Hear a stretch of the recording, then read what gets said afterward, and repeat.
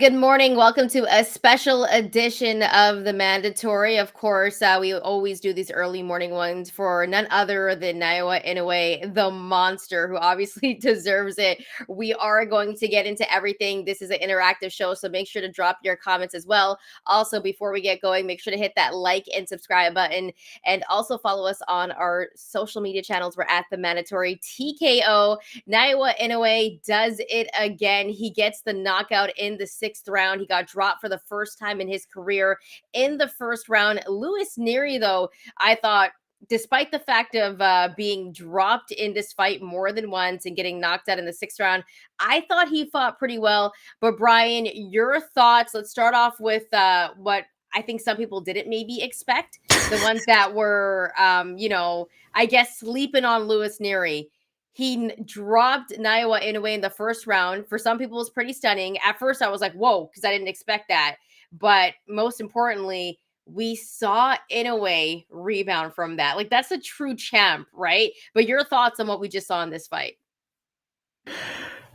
I couldn't believe it at first, but then when I thought about how the round started, in a way, it looked a little bit too relaxed. It's almost like he needed a wake up call. Like he didn't have his coffee in the morning. You know what I'm saying? Like he was just kind of in there, and Louis Nery was bringing it to him from the jump. And it started feeling like, oh, wait a minute. Is it going to be like one of those fights that ends really early in the first round and it's like a shocking knockout like Joe Smith Jr. and Fonfara some years back? You know what I I was mean? I was just thinking, like, because media brain, journalist brain, I was like shades of Douglas and Mike Tyson. You know what I mean? Because it happened at the Tokyo Dome. So that's what I was thinking about. I'm like, wait a minute, no, because like we've never seen Naoya Inoue in that situation. And I was like, I wonder how he's gonna rebound from this. And it was absolutely spectacular. But the fact, and we are gonna get to your comments. I want to go to this one right away though, because I think Jay, by the way, Jay, thanks for rocking with us early in the morning. He said the first round knockdown made this fight great. And I think it Yes. really did. I think it made it an absolute classic, but it Yes. also grew the legend of Inoue. I It, also I also agree with this by Alan. Thank you for commenting. Please, all the comments possible. We put up almost all of them. People who watch the show will attest to that. Alan Piper, thank you for commenting. Says when Inoue settled in, whew, I tweeted out similar things. Lewis, can we talk about this for a second? Louis Nery, um, he had a great first round, and it's really because he was aggressive and he had talked about everything. Joe Tessitore kept reiterating it about the holes that Inoue supposedly has and things of that nature. And he really showcased himself early in a way that was like, oh, maybe he's not crazy. Maybe he's actually onto something with in a way, you see some of the defensive openings. They're brief because of his quickness, but you see them. And then he kind of takes his foot off the gas in round two. Inoue settles in. He drops him back. And from basically that point on, I was like, oh, he just gave Inoue the fight. so I thought the biggest mistake Louis Nery made was giving the chance of Inoue to get into a rhythm. Like if I'm Louis Nery, I'm pouncing on him right away Mhm. after that shot. I'm continuing to go because we've never seen Inoue in that situation before. But Nery kind of played it a little bit more tactical. And I think he thought, hey, I'm going to take my time and then land another big one on Inoue. But as soon as Inoue got into a rhythm, I felt like it was kind of a wrap, and he kind of just did Inoue things after and started dominating the fight. Because after that first round, I gave Inoue every round. He won every round, and he also knocked down Nery twice. So it was absolutely spectacular before, Three obviously, the knockout. times. Yeah, Three three times. times. Second, Yeah. fifth, and sixth. Well, the sixth was like the finishing Yeah, knockout, yeah, yeah. right? Yeah, yeah. But before then, he knocked him down two times. So we already knew what was going to happen at that point. When the fifth round came, I took a look at Nery's legs and I was like, I think it might be a wrap. I knew it was coming in the sixth round, and we also made bets for this as well. And both Bryan and I had Inoue winning by knockout in rounds 1 through 6. So landed our bets as well. Yes, yes, we did that. We both have very good records this year on the show. Mine is 12-4. I know that. Yours has to be around the same. It might be one better, one worse, or exactly the I same. think I it's don't know. one worse because I think I took Michaela I Mayer. I took Michaela Mayer, yeah, which by the way, questionable. It could have gone either way. And I took another one where I took Rolly. Oh, right. I took Rolly. I was like, Rolly's gonna get it done. But That's nonetheless, right. Forgot about that. uh, Anyway, also makeshift 23 comments here. We're gonna get to what's next for Naoya Inoue because there's a lot of possibilities there. But makeshift 23 says that final knockout by Inoue was so lethal. I think that's legitimately a knockout of the year contender at this point because of the way Luis Nery was just slumped over on the bottom rope. We've seen that before in boxing. Um, I think Inoue showboated. He began showboating was around 3 or round 4, but he began showboating, and I was like, "Oh, Luis Nery, you gave him the fight, bro. Like he has you. He has you now." Because he starts showboating, and there wasn't a lot you can do there. By the way, though, Luis Nery, like I give him credit. I thought he accounted for himself well. Not just because of the knockdown, but I felt like you watch the fight, you get the feeling he was live the entire time because of his power. The mistake he made was after landing early with that left hand, he was like basically making his whole game plan around, kind of like Deontay Wilder does sometimes, where mm, I'm literally looking for this one shot. And when I find it, it's gonna hurt and it's gonna drop you, but that's all I'm doing. and in that time, now you're in a way was able to get him with like volume and variety and all these different combinations and actually throw a lot of punches and settle in and get comfortable. And unlike Deontay Wilder, didn't have to worry about the one shot because he took it away from him as he was progressing through the fight and landing combinations. I think the most impressive thing about Luis Nery in this fight is that he didn't fight scared. Because I think a lot of people go into the ring against Naoya Inoue and they know how serious his power is. They know how good his timing is. They know how his speed is. And when you get in the ring with him, then you see how you might be overmatched. But Luis Nery, the way he came into that fight, if he continued fighting like that, I believe the fight could have went a little bit longer, but he's defensively irresponsible. But nonetheless, I thought that he fought pretty well against a guy like Inoue and landed on him a lot. Nery was landing combos in this fight. Nery was having some success. It's just that Inoue was having more success. Like once he got into a rhythm, you could hear those power punches as well. And I feel like Nery kind of lost this fight for himself, but I still thought it was impressive. So before we get into all of the comments and everything like that, keep the comments coming. I do want to ask you, Bryan, what would be next for Luis Nery after this fight, or Luis Nery? Um, I have no idea, honestly, because I would think that he gets a fight that he can win and just sort of comes back. I think Luis Nery at bare minimum should stay in contender status.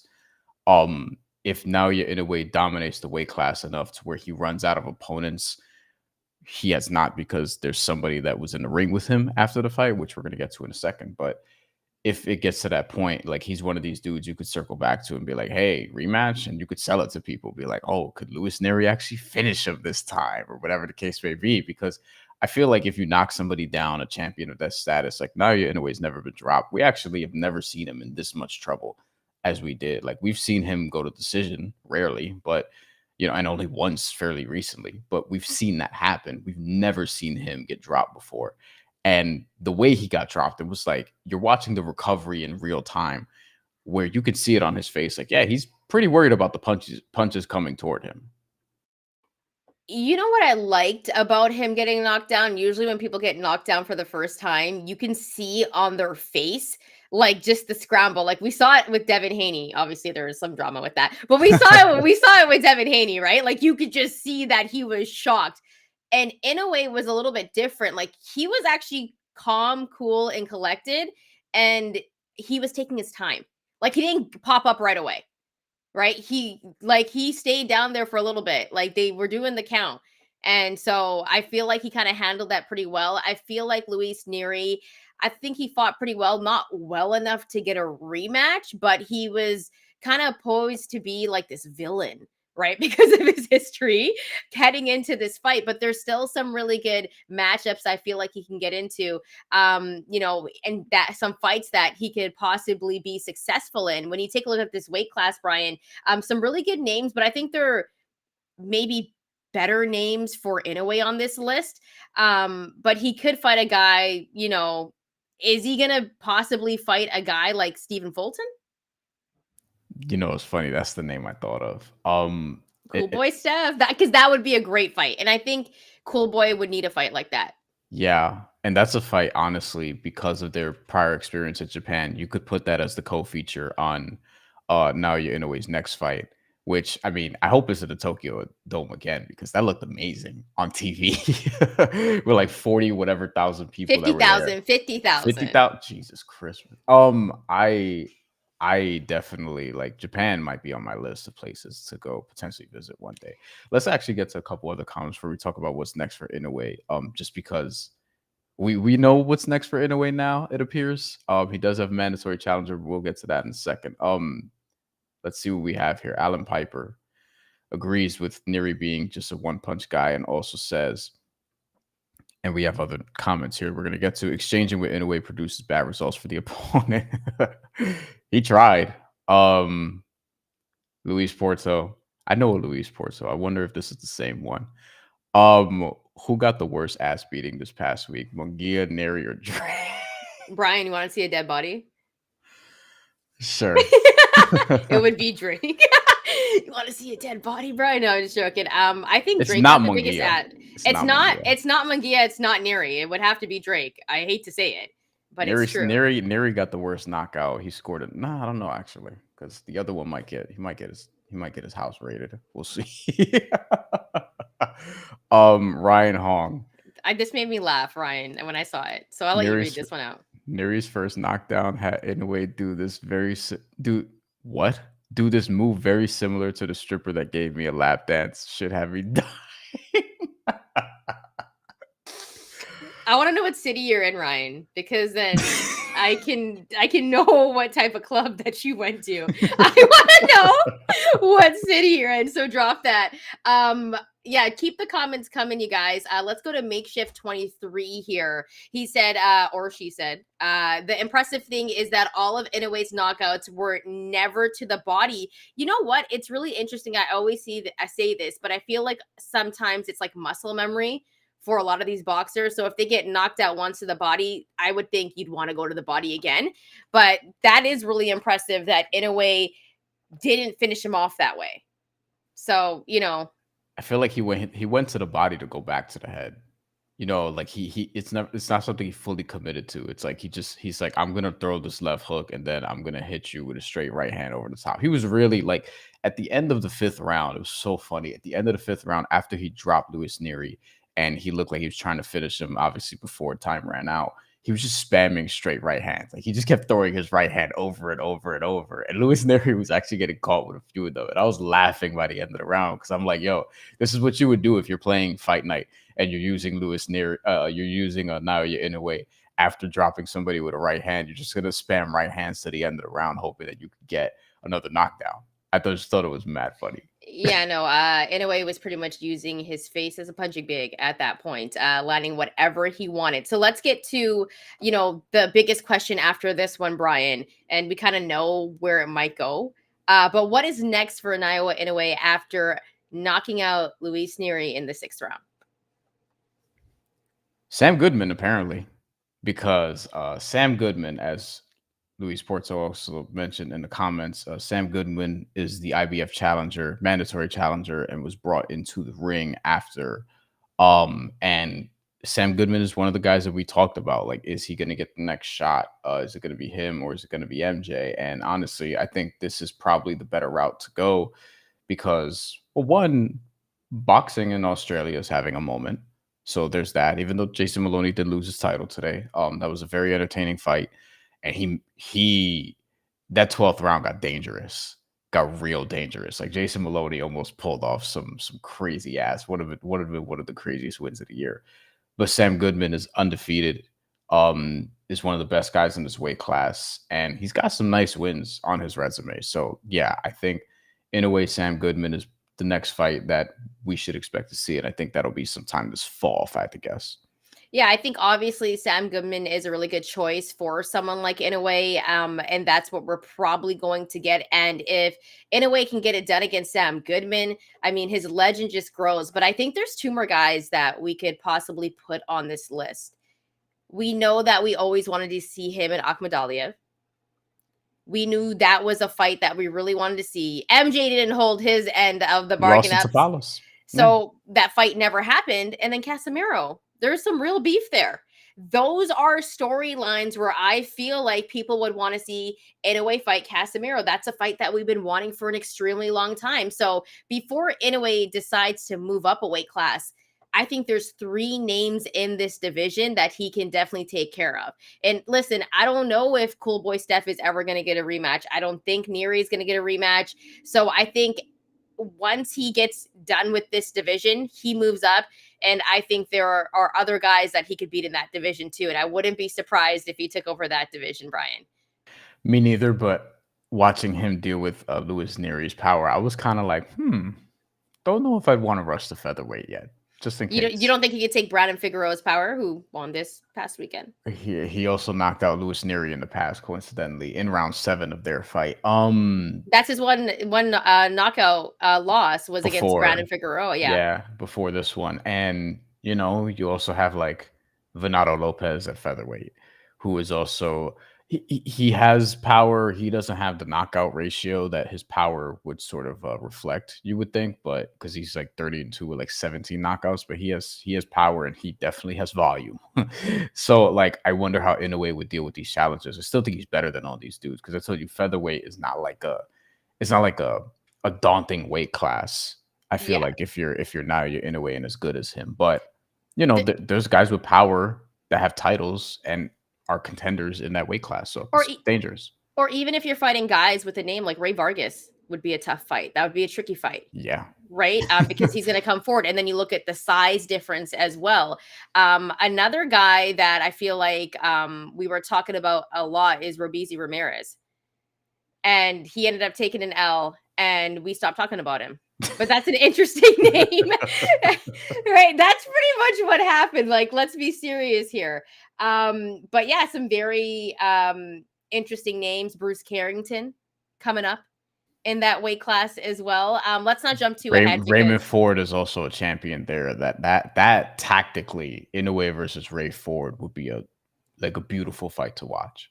yeah, we won't get too carried away because Sam Goodman next, Yeah, obviously. yeah. Still want to see Akhmadaliev, still want to see Casemiro. But I think those are kind of what's next for Inoue. And honestly, Bryan, I want to see him fight MJ and I want to see him fight Casemiro before he goes off into the next weight class at 126. I'm with that. Yeah, let's get to some comments. We're going to keep this a little bit short because I don't know how much more we can talk about Inoue's legend growing. And because we just did a live show Saturday night and we're doing another one, I'll take the opportunity to just do this now. We're doing another one tomorrow. I'm going to be away for a few days, so we're doing this early in the week, but we're going to talk about, well, one, Ryan Garcia and what's going on there. We're doing that tomorrow. So bring the Ryan Garcia comments tomorrow. Today, we want all your Inoue comments.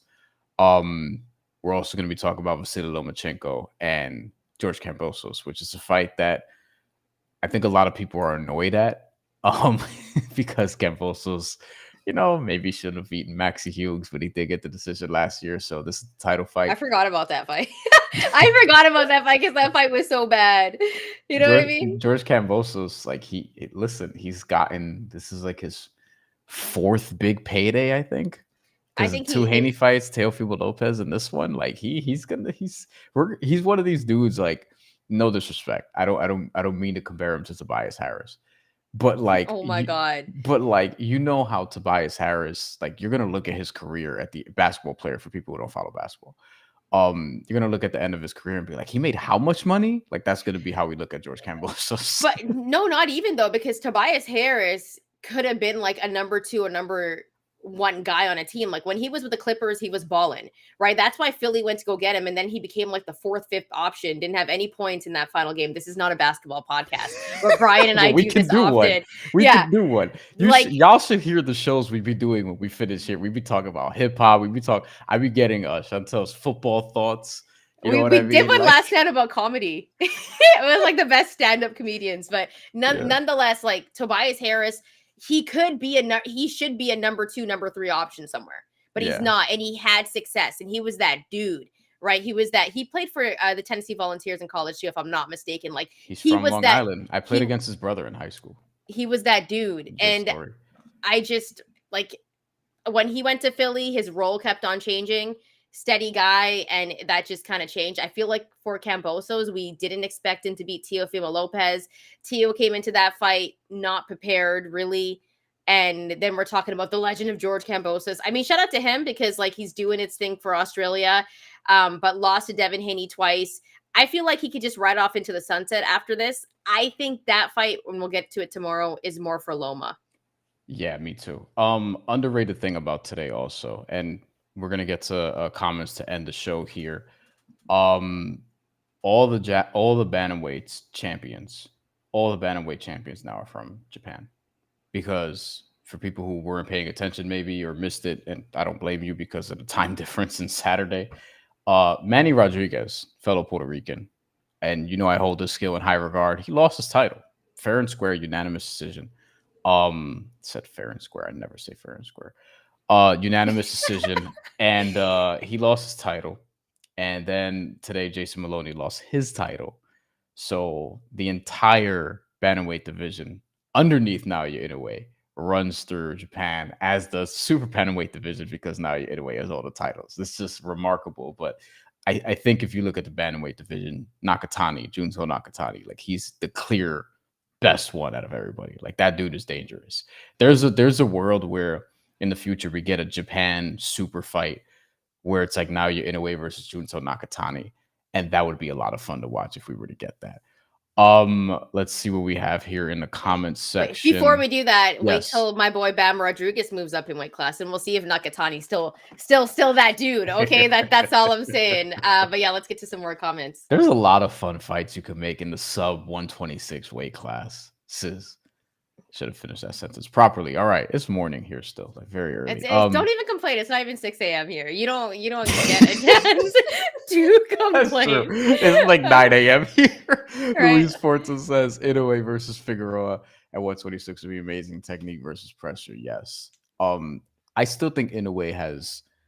If we're expecting Sam Goodman later this year, and you mentioned maybe he fights Casemiro, maybe like there's still other fights for him at super bantamweight. I feel like featherweight is ETA 2026, maybe.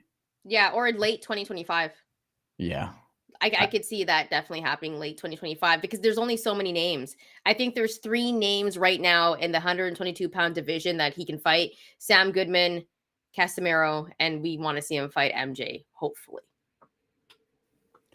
Alan Piper says on the Cambosos conversation, more, which we're gonna expand more on tomorrow. Cambosos is tough, but he's gonna struggle hitting the matrix. Yeah, a lot of people do. Except Devin Haney. Devin Haney was able to hit him to the body a lot, which was surprising. I don't think Cambosos is gonna do that though. Yeah, and plus Loma kind of exposed Devin Haney, but hey, I mean, it is what it is. Let's go over to another comment. Shout out to Brewski for joining us this morning, early as hell in Cali, but we're here. Thanks for joining us. Let's go to Makeshift 23 because good comment. Bradley Beal, Tobias Harris type. Yeah, Bradley Beal. Don't get me started on him. I used to love myself some Bradley Beal, not so much anymore. All right, Makeshift 23 again. I think Inoue said he will fight 2 more times this year at 122. Love that because we get to see him fight 3 times. I would love that before he moves to 126 next. So I mean that would be perfect depending on if it will be the revenge fight with Casemiro, like because like that fight was supposed to happen and we never ended up getting it. Right? There's beef there, like real beef, or it could be Akhmadaliev. I'd be good with either if that includes Sam Goodman. I do wonder if he's going to fight 2 more times. It means we're going to see a pretty quick turnaround for one of these fights. Like we're probably looking at August, December, September, December, but this could be one of these things where it's like, you know, it's boxing and people say, oh, I'm going to fight 3 times this year and then only fight once, you know, like that shit happens all the time. I feel like Inoue is one of those guys that want to stay active though. I agree. No, I agree. I'm just saying, like sometimes it's not even up to the fighter. Sometimes it's just business shit, or you try to fight somebody and they get hurt, and you have to push it back a couple months. Like shit happens. Yeah. Alan Piper has a pretty good comment because I keep forgetting this. Inoue's 31. In the past, that's old age for lower weight fighters. Yeah, he still looks like he's in his prime though. He just turned 31. I still think he's in his prime. But look, this is something to consider, being that he got dropped today. you know, Louis Nery has outstanding power. Like we said it beforehand. We're like, look, Inoue is most likely like 99% sure he's gonna win this fight. However, has to watch Louis Nery's power. Like it's something that we made sure to address. And 31, you would figure if he does get two more fights this year, let's play along with what Inoue is saying. Two more fights, 31, and then 32, 33. Like you'll have to move up at some point. And most guys don't stay unbeatable forever. But for now, I would not favor anyone to beat him. So before we get out of here, I think there's one more question to really ask. And of course, I think we all know this question is coming after this performance in beating Luis Nery, who is a very good opponent. Do you move him number one on the pound for pound list? I should have known. Um, it's still Terrence Crawford for me. It's funny, once you said that, Michael Benson tweeted the same exact shit. Who's the pound for pound king after today? Terrence Crawford. Now you're in a way. Yeah, I mean, for me, it's still Terrence Crawford, just because like I don't know what you do in terms of moving guys up and down if they're like both undefeated, both whooping everybody's ass. Like in a way got dropped also, but the main thing for me is not that he got dropped, because that happens, but he got back up, like, and got back up and destroyed him. But to me, Terrence Crawford, like, I almost want to have them tied for number one, or have like a 1-1A situation. It feels wrong putting either of them at number two. Yeah, for me, I mean, I think you said it perfectly. He gets knocked down and then he destroys Luis Nery, right? Like that's what you kind of want to see, a guy rebound. That's why we call him the monster. For me, it's whoever fights. Like if Inoue has a great performance, boom, back number one.